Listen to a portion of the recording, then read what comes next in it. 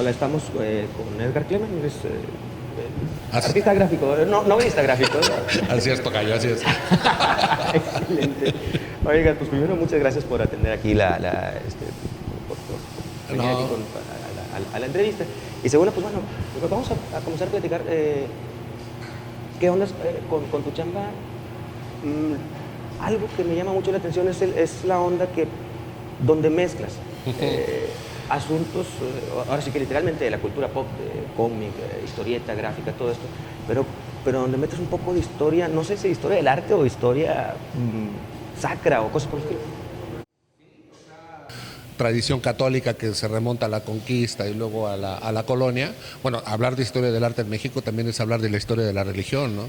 Entonces, bueno, pues es obviamente que algo que me permea mucho, ¿no? Una de las cosas que a mí me llama la atención precisamente, bueno, siempre me llamó la atención de niño, fue precisamente ir a las iglesias con mi mamá. Y en realidad, pues el sermón del cura no me interesó mucho, ¿no? Pero siempre me interesaron mucho los techos pintados, los misterios, las estaciones de la pasión, esas cosas, las mismas esculturas, ¿no? Los cristos, los santos. Entonces, fueron cosas que me fueron a mí también, pues, nutriendo, ¿no? Desde que era chavito. Particularmente, digo, ya metiéndonos un poco más en el tema, particularmente yo me acuerdo de una referencia histórica que haces con el querubín, en particular la historia del querubín, Sí. en donde hablas de dónde viene el querubín, del caribú, toda esta Caribú y onda. todo esto. Bueno, esto tú lo sacas, no sé, investigando por tu lado. Sí, lo que pasa es que ya cuando me empecé a meter con el tema de Los Ángeles y todo esto, bueno, primero conocer a Rigos, ¿no? Y ver cómo de repente se pone a desmenuzar un personaje como Cristo, ¿no? Y empieza a buscar referencias históricas. Bueno, también ya por mi cuenta cuando empecé me empezó a llamar la atención hablar de ángeles y todo esto. Bueno, pues obviamente te vas topando, ¿no? Con los libros de historia. Y bueno, pues hay de todo, ¿no? Desde los de angelología, de que cómo rezarle a tal arcángel o esto y lo otro, hasta ya estudios que lindan entre lo teológico y en realidad lo histórico, ¿no? Lo arqueológico. Antropológico y arqueológico. Sí, y entonces, bueno, por ejemplo, esa cita del querubín, bueno, pues efectivamente, ¿no? Es el origen de los querubines, bueno, se remonta a la antigua Persia, ¿no? Que es donde vienen los primeros seres alados, ¿no? Entonces, bueno, que se representaban con Alan, que eran estos dioses, los Anunnaki, ¿no? Ahorita están de moda con los omniólogos. Maussan y cuánta cosa, ¿no? Exactamente. Ok, bueno, ahora, la mezcla que primero técnicamente, ¿no? Desde los experimentos, digamos, análogos que se hacían con fotocopia, estilógrafo, quizá letraset, yo qué sé, un montonal de elementos gráficos, en donde ya pasa del tema técnicamente gráfico a ya casi como una factura artística, vamos a llamarlo así, Ajá. mezclado con historieta. Todo esto lo haces tú, o sea, Sí, sí, sí, sí. Bueno, de hecho, mira, al principio cuando todavía no me decidí a hacer historieta, yo quería hacer como muchas cosas, ¿no? Quería escribir, quería pintar, quería sacar fotografía, quería incluso hacer aeromodelismo, ¿no? Que me gustaba mucho ensamblar aviones, pintarlos. Entonces de repente pues como que hacía todo y no hacía nada, ¿no? Y la historieta, sobre todo cuando conocí a un autor que se llama Dave McKean, es un autor inglés, ya conocía el trabajo de Alberto Breccia, que Alberto Breccia es uno de los pioneros que empieza a mezclar técnicas distintas, ¿no? Empieza también a pintar sobre las láminas, ¿no? Pero él trabajaba todavía mucho en blanco y negro.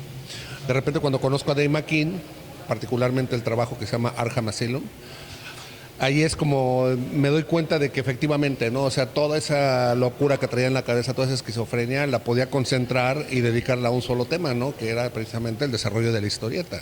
Entonces, bueno, pues a partir de ahí me sentí ya en total libertad de mezclar lo que fuera, ¿no? Meter collage, meter acrílicos, meter tintas, mezclar todo lo que pudiera, incluso en Operación Bolívar, bueno, el helicóptero, lo armé a escala, era un modelito a escala, saqué combinando un helicóptero que se llama Stingbat y un F-111, estos aviones stealth, ¿no? Entonces mezclé esos elementos, hice mi diseño de helicóptero y entonces le empecé a tomar fotos y esas fotos las empecé a pegar a lo largo de la novela, ¿no? Y eso fue lo que fue desarrollando. procesos que, bueno, pues para mí eran muy placenteros, ¿no? A veces es más placentero incluso para mí la parte de la investigación y el desarrollo de la gráfica que sentarme a hacer la página al final, ¿no? Ya entiendo. Ahora, y bueno, ya que mencionas al Bolívar, me, me- me habla mucho, pues me llama mucho la atención varias cosas. Primera, las escenas me parecen increíbles cuando los pones oscuras, lúgubres y misteriosonas, la mezcla entre una ciudad desolada por no sé qué cosas, hay personajes ahí Medio extraños. fantasmales, ¿no? Exacto, Ajá. exacto, fantasmal, una onda así, pues ahora sí que muy mexicanota, ¿no? Sí. De la tradición. Pero al mismo tiempo, FBI de repente llega, ¿no? Obviamente no podían faltar los judiciales. Claro, por supuesto, la policía, ¿no? Nuestra querida policía y toda la onda. Y obviamente, pues los elementos picosos, ¿no? El humor, pues no sé si negro o vaya, humor así como que un poco Lo que sarcástico. pasa es que también, no sé, cuando doy los talleres que estamos haciendo de desarrollo de personajes, yo le digo mucho a mis talleristas, ¿no? Que presten mucha atención a cómo habla la gente, a los sonidos de la calle. Precisamente cómo suena la calle, cómo suenan las cosas, cómo se escuchan, ¿no? Una cosa que me parece chocante es que cuando empiezan a escribir sus diálogos parecen sacados de Canal 5, ¿no? O de otros cómics, ¿sí? Entonces los personajes no se siente que estén hablando como personas reales. Y entonces a mí lo que me gusta es precisamente que mis personajes hablen como los escucho, ¿no? Y ese asunto del humor negro, yo creo que el mexicano está permeado de un profundo humor negro, ¿no? Entonces, además es un amor negro muy raro porque de repente a veces es involuntario. O sea, el mismo mexicano de repente empieza a decir cosas o hablar cosas de una manera muy seria sin darse cuenta que el planteamiento que está haciendo de fondo es brutalmente ridículo, ¿no? Entonces, por ejemplo, este asunto de Román, ¿no? En la novela de Operación Bolívar, de que él como fue a la universidad, terminó carrera, él no cree en ángeles, ¿no? ¿Cómo va a creer en esas tonterías? Él cree en ovnis, cree en extraterrestres, ¿no? Entonces, bueno, ese tipo de cosas, ¿no? De que de repente la gente es lo que luego yo veo que habla, ¿no? La gente de repente se está tomando en serio cosas que, bueno, desde el planteamiento dices, no, pues es que esto no jala, ¿no? Pero sin embargo la gente lo está planteando de una manera muy seria, ¿no? Y se dirige a ellos de manera muy seria, ¿no? Pues eso lo hago, ¿no? Ahorita, por ejemplo, con Malverde, la Santa Muerte, todos estos cultos que están surgiendo, son cultos emergentes, de repente entiendes el drama que hay detrás, pero también si te pones un poquito a jugar un poco, por ahí está San Judas Tadeo, que es el abogado de las causas imposibles. Y digo, bueno, vamos a actualizarlo, que sea un abogado, ¿no? Entonces hay tu portafolio y viste de traje y bueno, ya está puesto a sobornar a los jueces y a ver cómo vamos a sacar esta alma del purgatorio, ¿no? Que bueno, eso es ahorita lo que estoy escribiendo, ¿no? Ese tipo de escenas. En algún momento, bueno, pues ya les daré salida, ¿no? Claro, ahora hay otra cosa que me pareció increíble porque toca al mexicano en el corazón, ¿no? Y es una escena del Bolívar donde el policía le dice, ahora sí te vas a morir, hijo de la puta madre, ¿no? Y el otro se ofende, ¿no? El otro se ofendió, ¿qué pasó ahí, no? Bueno, fíjate que de repente son cosas que también es eso, ¿no? Un poquito como también leer nuestra sociedad, pero incluso a través de generaciones, ¿no? Ahorita no sé qué tanto le cale a un chavito que le mienten la madre, cuando ya los chavitos mismos ya se llevan a mentadas de madre. Yo creo que ya hay como que otros insultos que calan, ¿no? Pero en la generación de mi papá todavía, o sea, mi papá puede tolerar cualquier cosa menos que le mienten a su mamá, ¿no? Y ahí ves al santo hombre que se puede liar a golpes con alguien si le mientan a su madre, ¿no? Entonces, bueno, todavía en la generación de mi papá, una mentada de madre era algo bastante serio, ¿no? Podría generar un caos, un cataclismo a partir de ahí. Y son las cosas que de repente tengo dudas si van a trascender a otras generaciones, ¿no? Pero de todas maneras, mira, ya está registrado el culto guadalupano relacionado con el culto a la madre. El culto a la madre, ¿no? Digo, a fin de cuentas, desde la conquista hasta el siglo XX al menos, el culto a la madre es una cosa intocable. Sí, bueno, mi mamá es norteña, mi mamá es de Parras. Y también, o sea, yo, la lírica, todo lo que escucha ella de los cadetes de Linares, de Carlos y José, de todo esto, me notas que hay un culto a la madre bastante particular, ¿no? En la estructura social tiene mucho más peso el respeto a la madre que incluso el respeto a la autoridad. ¿Sí? Alguien puede asesinar, o sea, puede corromper incluso el contrato social ¿sí? Y se justifica defendiendo a la madre. Entonces la madre está incluso por encima del no matarás y del no mentirás, ¿no? Son cosas que a mí me parecen bastante interesantes de la psicología del mexicano. Te digo, ahorita no sé qué tanto permea eso en las nuevas generaciones, pero bueno, mira, por lo pronto es una cosa que me llama la atención y la registro. La última parte de Operación Bolívar, yo no sabía cómo se llamaba, ya después lo averigüé, se llama Dramatis Personae.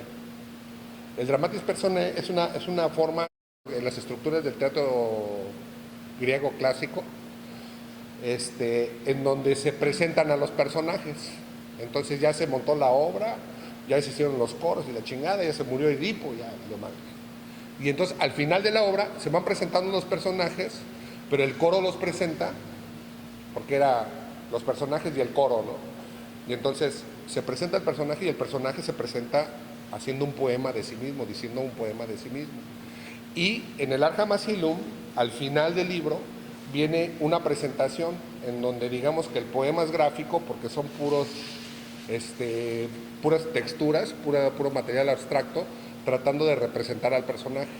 Y lo que viene es una pequeña leyenda propia del personaje. Entonces, dentro de esa estructura griega clásica, eso es un dramatis personae. Y entonces, al final de Operación Bolívar, la presentación de todos los personajes es un dramatis personae. Y lo hice inspirado en el Arjam. Dije, mira, me gustó mucho este pedo, ¿no? De que al final cada personaje se presenta con un discurso, ¿no? Entonces lo retomé y lo averigüé pues hace unos 4 o 5 años, ¿no? O sea, le puse epílogos y le puse no sé qué chingados ahí varias veces, ¿no? Pero se llama Dramatis Personae. Por ejemplo, incluso hasta en la estructura de Operación Bolívar copié al Arjam Asylum, que ahí más bien le estaría copiando a Grant Morrison, ¿no? Pero, por ejemplo, es eso. Entonces es lo que te digo, o sea, influencias, por eso quiero la versión no absoluta, sí. Porque influencias, güey, te puedo decir página por página, ¿no? Que son influencias, de dónde tomé cada símbolo, por qué tomé cada símbolo, por qué lo quise hacer de tal o cual manera, ¿sí? Y entonces eso, bueno, influencias las que caigan. Incluso a veces tomo influencias de frases sueltas, más ahorita, ¿no? Con la cultura de internet, en que, puta, ya todos ponen frases célebres, güey, de güeyes que no han leído, cabrón. Pero de repente hay frases muy buenas, güey. Entonces dices, bueno, pues vete a saber si lo dijo este pendejo, pero la frase es chida, ¿no? Entonces, vuela, vete, cabrón. Sí, decía una amiga, si está en las redes pescado, venga, cabrón. ¿Cuál es tu aportación literaria y narrativa a la onda de la historieta? No sé. No, neto, no sé.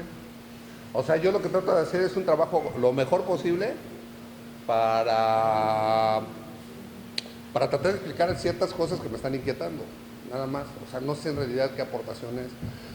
Ya después cuando estoy viendo precisamente que a la gente le late, que hay gente que quiere como que ya se está animando precisamente eso, lo que platicábamos hace rato con el manga, ¿no? De que de repente quieren imitar, que dicen, no, pues enséñame a dibujar como tú, todo eso. Ese esfuerzo yo creo que ya funciona. ¿Sí? Entonces ahí siento que de alguna manera sí puedo como precisamente ayudar en ese aspecto a hacer una mejor sociedad, un mejor mundo, ¿no? Pero no, en lo que está haciendo mi trabajo es validarme a mí para que yo pueda tener autoridad para poder promover eso, ¿no? Hasta ahí. Pero lo que estoy aportando y lo que quiero aportar, de entrada no, ni siquiera tengo claro qué mensaje quiero dar. ¿Sí? Entonces, en ese aspecto, por eso también me gustan mucho las críticas y los análisis que hacen güeyes que de repente me echan a mí luces sobre qué es lo que estoy tratando de decir. Yo creo que, mira, pecando de mamón, se vale, ¿no? Yo creo que lo que estoy haciendo se va a entender mucho tiempo después.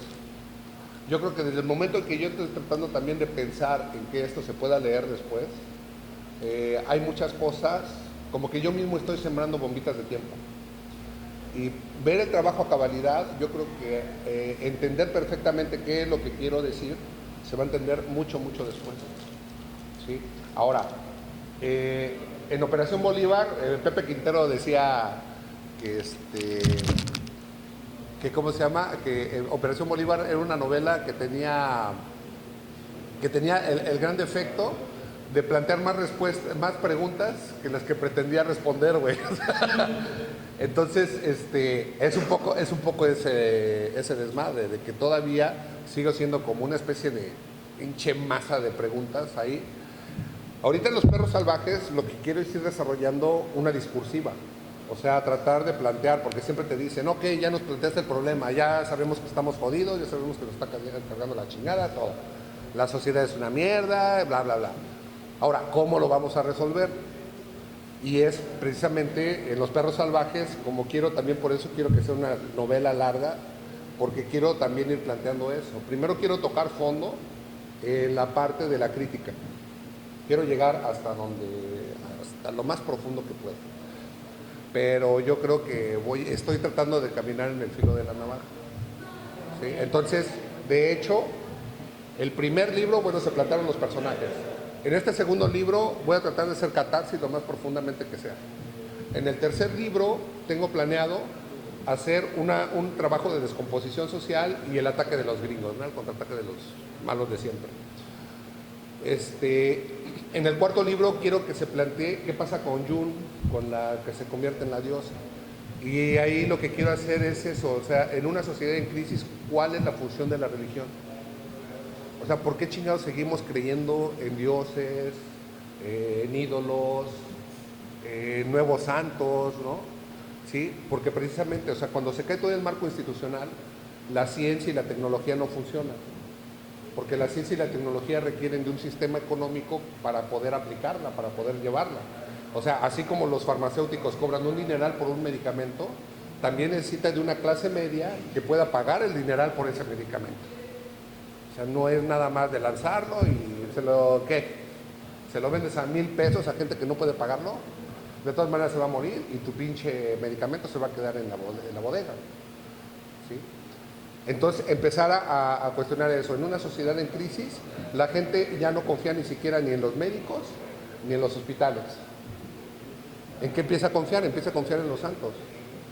Precisamente en el hospital, cuando estaba con mi papá, lo que me llamó la atención es que en la recepción del Hospital de la Raza, puta madre, tenían improvisado un altar y estaba plagado de santos de toda la aldea que puedas imaginar. Yo creo que si no había Santa Muerte era porque alguien la prohibió ahí, pero ya nada más faltaba la Santa Muerte y Malverde, que son los santos satanizados ahorita, ¿no? En el relato,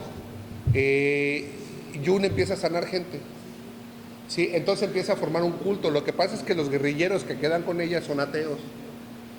El pedo es que cuando ellos le quieren explicar a la gente que no es un pedo de milagros, entonces la gente dice, ¿cómo no va a ser un milagro? Entonces explícanos cómo funciona esto. Entonces cuando los güeyes dicen, no sé, los cabrones dicen, déjanos pasar con June, porque queremos que nos sane y que nos cure y que tenemos todo esto. Entonces los güeyes dicen, no, ya no queremos esto, ¿no?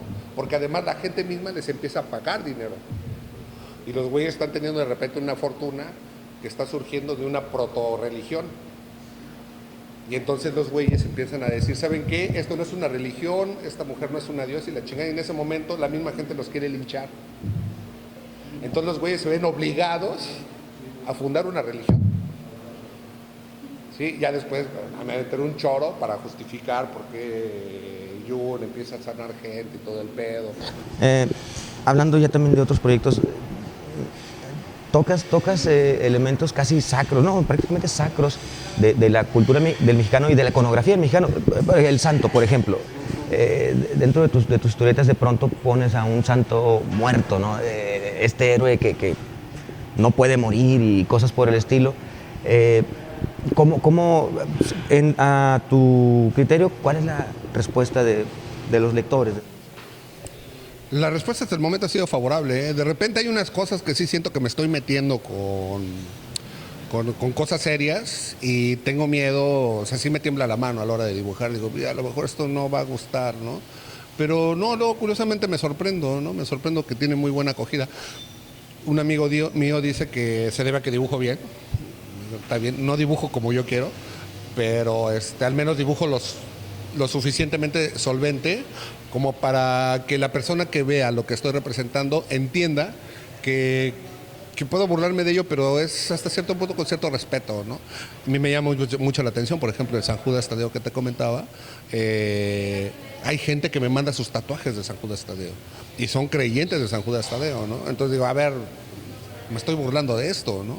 Pero de repente estas personas que creen en San Judas Tadeo se lo toman en serio y se tatúan a San Judas en la espalda, en la pantorrilla, en el brazo, y son creyentes, ¿no? Entonces, pues, son esas cosas que de repente me llaman mucho la atención. Digo, por otro lado pienso, a ver, quiero desestructurar o quiero deshacer o quiero mermar la fortaleza de estos íconos sociales y al final resulta que los estoy fortaleciendo, ¿no? Bueno, también es un poquito un dilema que tengo por ahí, pero bueno, ya lo resolveré sobre la marcha, ¿no? Pero mientras, sí quiero seguir representando todo esto. Excelente.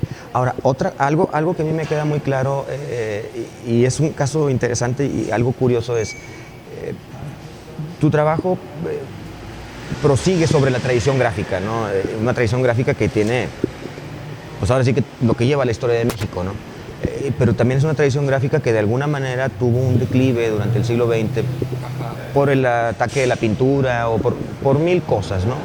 Entonces, de algún modo rescatas esta onda de la tradición gráfica, la insertas y la puedes acomodar en una tradición que también, o en una moda que se hizo del asunto del pop, de los cómics y todo esto, pero no lo sacas de lo mexicano, aunque tenga elementos manga en algunas ocasiones o algunos otros elementos, se nota ahí el sello que es mexicano. Claro. Bueno, eso es interesante, porque yo también estoy haciendo una especie de apuesta, ¿no? De una idea de lo que para mí es México.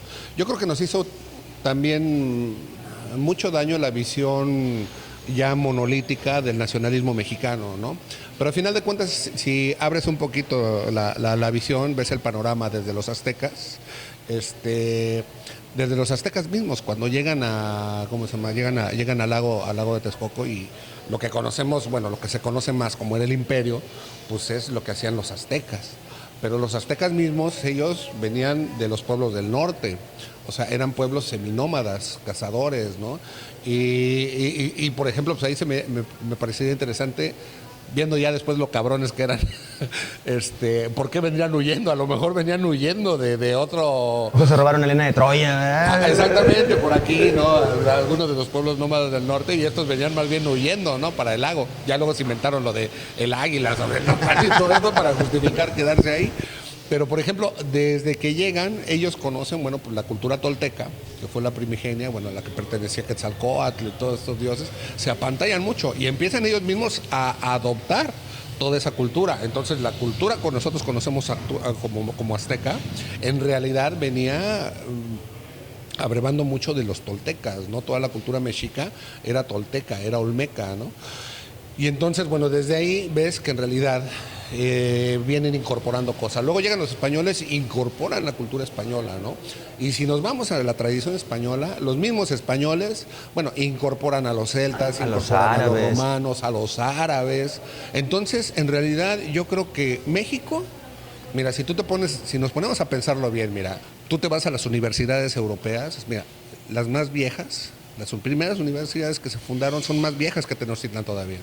Entonces, en realidad vemos que México es un pueblo, como nación, como cultura, es muy joven. Entonces, yo creo que todavía estamos en esa etapa en donde estamos aprendiendo de todos lados, ¿sí?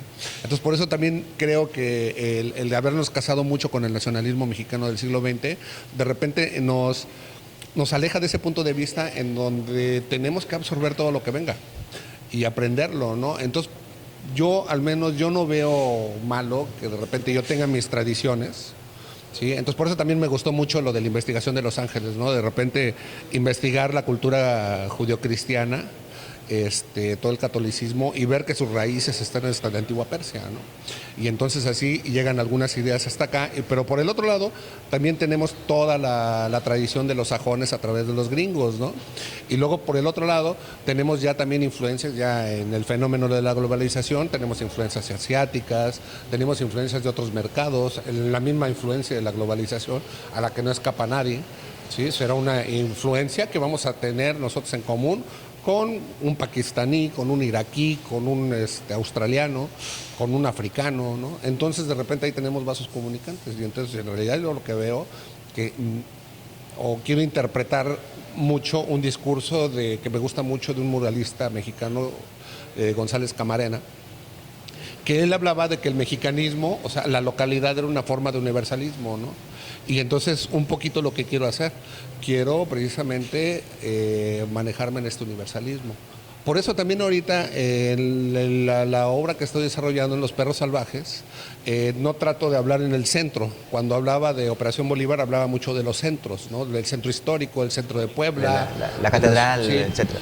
Ahorita lo que me llama la atención es que si uno se pone a ver cómo son los barrios del Cairo, se parece mucho a Sierra Ventana, ¿no? Se parecen mucho a Tijuana, ¿sí? O entonces, curiosamente, todas las periferias se parecen mucho en todas partes del mundo, ¿sí? Entonces, yo creo que esa miseria, esos cinturones de miseria, en donde se mezclan también muchas vertientes de todos lados, el culto de la Santa Muerte, por ejemplo, que tiene que ver más con la santería que con el culto de muerte prehispánico. Ese tipo de riqueza es la que para mí es la globalización, pero es la globalización de los de abajo, no es la globalización de Coca-Cola, ¿no?